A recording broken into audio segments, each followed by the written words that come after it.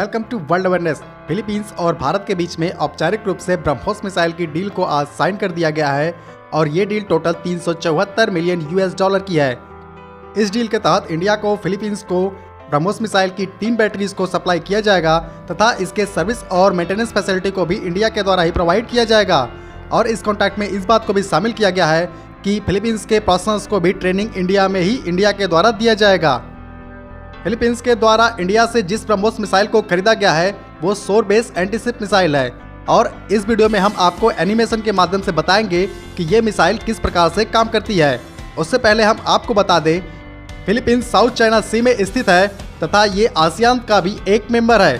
Philippines कई सारे island से मिलकर बना है और इसकी राजधानी मनीला है। फिलीपींस की कुल आबादी लगभग 11 करोड़ है। फिलीपींस और चाइना के बीच में काफ़ी समय से सीमा विवाद चला आ रहा है और ये सीमा विवाद साउथ चाइना सी में है।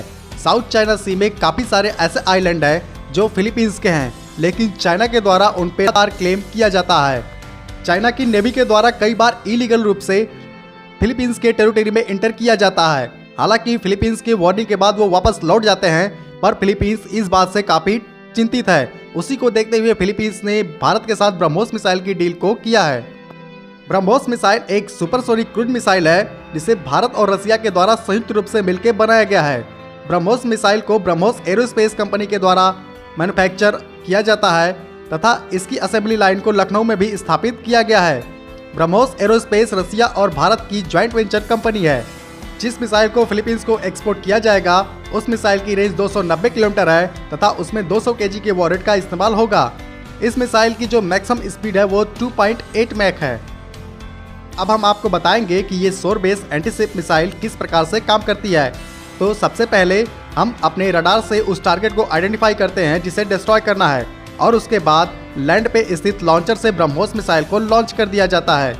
ये मिसाइल लॉन्च होने के बाद अपने टारगेट की तरफ मूव करती है तथा इसका बूस्टर कुछ देर बाद इससे अलग हो जाता है। उसके बाद इसमें लगा रैमजेट इंजन स्टार्ट हो जाता है जो इसे मैक 2.8 की मैक्सिमम स्पीड प्रोवाइड करता है।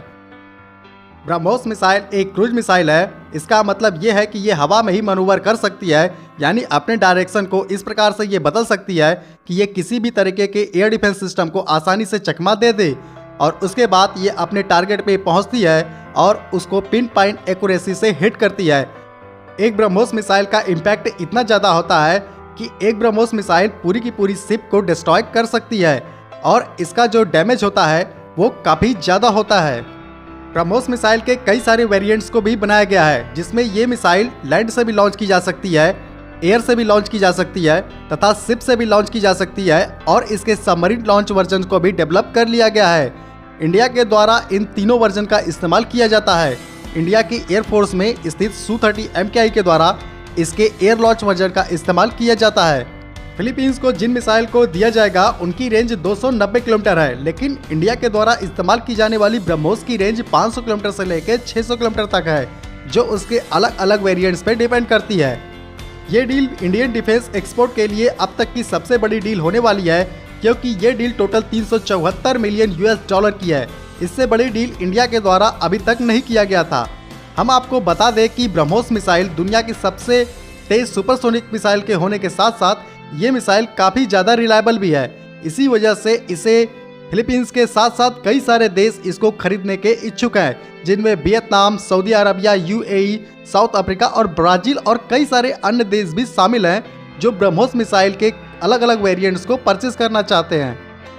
फिलीपींस के अलावा आसियान देशों में वियतनाम, इंडोनेशिया तथा थाईलैंड भी ब्रह्मोस मिसाइल को खरीदना चाहते हैं और इन देशों के साथ भी चाइना का सीमा विवाद चल रहा है। अगर भारत इन मिसाइल्स को इन देशों को एक्सपोर्ट करता है तो ये चाइना के लिए बहुत बड़ी बुरी खबर साबित होने वाली है। चाइना हमारे दुश्मन देश पाकिस्तान को अलग अलग तरीके के वेपन्स को सप्लाई करता रहता है। इसीलिए मुझे तो लगता है कि इंडिया को भी चाइना के इनेमिस कंट्रीज़ को ये मिसाइल एक्सपोर्ट करनी चाहिए। आपको क्या लगता है? आप कमेंट बॉक्स में कमेंट करके ज़रूर बताएं। जय हिंद।